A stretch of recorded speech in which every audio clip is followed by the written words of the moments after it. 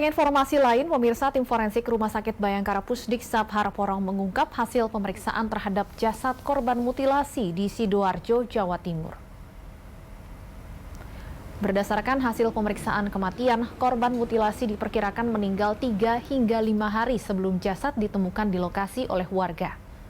Dari hasil otopsi sementara, korban meninggal akibat adanya kekerasan benda tumpul di bagian leher. Tim forensik juga menemukan sejumlah tanda-tanda kekerasan lainnya di bagian kepala.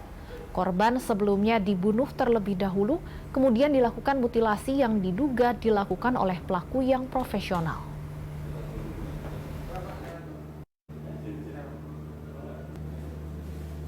Dari pemeriksaan ulang, ya kita dapatkan memang ada tanda-tanda kekerasan di daerah kepala dan di daerah leher.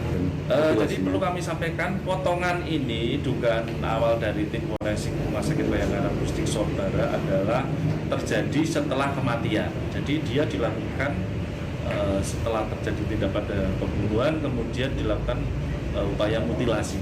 Jadi potongannya ini post mortem. Kemudian potongan ini dilakukan oleh dia dilakukan bisa tidak dengan benda senjata tajam, benda yang besar, tapi cukup benda kecil tapi tajam bisa. Tapi potongan ini dilakukan oleh orang-orang yang bisa dikatakan ahli karena dia memotongnya. Dan pemirsa, untuk mengetahui lebih lanjut terkait temuan jasad korban mutilasi di Sidoarjo, Jawa Timur, kita akan langsung membahasnya bersama Kasat Reskrim Polresta Sidoarjo AKP Tiksnarto Andaru. Selamat sore, Pak Andaru. Sore, Mbak. Baik, Pak Andaru, otopsi sudah dilakukan. Apakah identitas korban sudah diketahui? Sampai sekarang kami masih mencari tahu identitas dari korban. Kami juga sudah menyebarkan ciri-ciri korban ke media, medsos juga, dan memang ada beberapa informasi yang masuk tentang orang hilang. Ya, informasi ini sedang kami klasifikasikan, kemudian kami klarifikasi apakah informasi orang hilang tersebut merupakan korban. Ini masih aman, Mbak. Baik, Pak Andaru, bisa disebutkan juga di sini ciri-ciri korban seperti apa? Mungkin ada keluarga atau rekan korban yang sedang menyaksikan. Jadi berdasarkan hasil temuan kami, berkoordinasi juga dengan dokter forensik, korban kemungkinan usia 25-40 tahun, berbadan cukup gizi atau gempal, berwarna coklat sawo matang. Yang bersangkutan punya rambut 13 cm, kemudian berwajah oval, hidungnya simetris biasa, cenderung ke pesek. Baik, itu aja, Mbak. Baik, Pak Andaru, dari hasil otopsi sementara disebutkan bahwa diduga penyebab meninggalnya korban ini adalah karena ada kekerasan benda tumpul di bagian leher. Selain luka ini, Pak, apakah ada tanda-tanda penganiayaan juga di tubuh korban?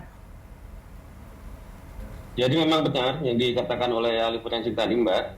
Kami menemukan kekerasan di bagian leher, kemudian di belakang kepala, karena awal pembusukan ada di situ. Kemudian untuk pemotongannya tidak ada bercak-bercak atau sisa darah, jadi menurut keterangan dari forensik itu dilakukan setelah korban meninggal. Seperti itu. Di lokasi warga menemukan jasad korban, Pak, apakah ada benda-benda lain yang ditemukan, mungkin barang-barang milik korban dan sebagainya, Pak Andaru? Ini barusan jam 2 saya dapat kabar kalau juga ditemukan potongan tubuh di daerah Kenjeran, dengan di dalam koper. Ini sudah menuju TKP. Ada kesamaan dari dua potongan tubuh ini, yaitu dibungkus plastik berwarna hijau. Nah, kami sedang melakukan pendalaman apakah ini merupakan potongan tubuh korban yang lainnya. Artinya memang bagian tubuh korban ini sepertinya sengaja disebar, Pak, oleh pelaku. Ini masih jadi titik pendalaman kami, karena jarak dari TKP awal sampai ke penemuan yang kedua ini berjarak 1,5 jam. Kami belum bisa memastikan apakah ini merupakan potongan tubuh yang sama dari satu korban, karena Karenanya kami sedang melakukan otopsi Mbak di Rumah Sakit Dr. Sutomo bergabung dengan rekan-rekan yang ada di Polres KP3 Tanjung Perak. Baik, kalau untuk terduga pelaku sendiri Pak, sejauh ini sudah ada petunjuk baru atau mungkin justru sudah dikantongi identitas pelakunya? Kami masih melakukan penyelidikan Mbak, pendalaman. Ini tentunya berangkat dari temuan kami yang ada di TKP. Untuk beberapa hal tidak bisa kami sampaikan secara detail, mohon pengertiannya, dan kami mohon doanya supaya pelaku bisa segera terungkap. Baik, kami akan terus menunggu kelanjutan dari perkembangan penyidikan kasus ini. Terima kasih Pak Andarus sudah bergabung bersama kami di Berita Satu Sore. Sehat selalu Pak. Ya, pemirsa, lagi-lagi penemuan jasad dalam kondisi telah dimutilasi kembali terjadi. Kali ini temuan jasad tanpa tangan dan kaki menghebohkan warga Trosobo, Taman Sidoarjo, Jawa Timur. Polisi pun hingga kini masih melakukan investigasi atas temuan ini.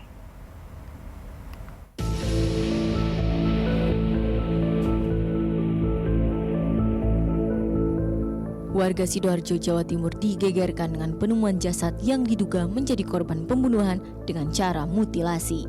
Pasalnya jasad tersebut ditemukan dalam kondisi terbungkus plastik tanpa tangan dan kaki. Jasad itu ditemukan pengelola warung kopi bernama Warsini di sekitar selokan pos polisi dekat flyover Trosobo, Taman Sidoarjo. Awalnya pengelola warung melihat plastik berwarna hijau, namun muncul bau busuk yang berasal dari plastik. Ia kemudian melaporkan penemuan itu ke pihak kepolisian. Satreskrim Polres Sidoarjo lantas menuju lokasi penemuan. Terungkap pula jasad ini memiliki ciri-ciri kulit sawo matang, berbadan gempal dengan usia sekitar 20 hingga 30 tahun, dan memiliki rambut panjang dengan wajah oval. Atas temuan ini, Polresta Sidoarjo langsung melakukan investigasi termasuk melakukan autopsi guna mengetahui identitas jasad tersebut. Polresta Sidoarjo juga membuka layanan call center. Bagi masyarakat yang merasa kehilangan anggota keluarganya dengan ciri-ciri tersebut, bisa langsung menghubungi nomor telepon Comment Center Polresta Sidoarjo, yakni 0815 5100 110. Selamat Wibowo, Sidoarjo, Jawa Timur.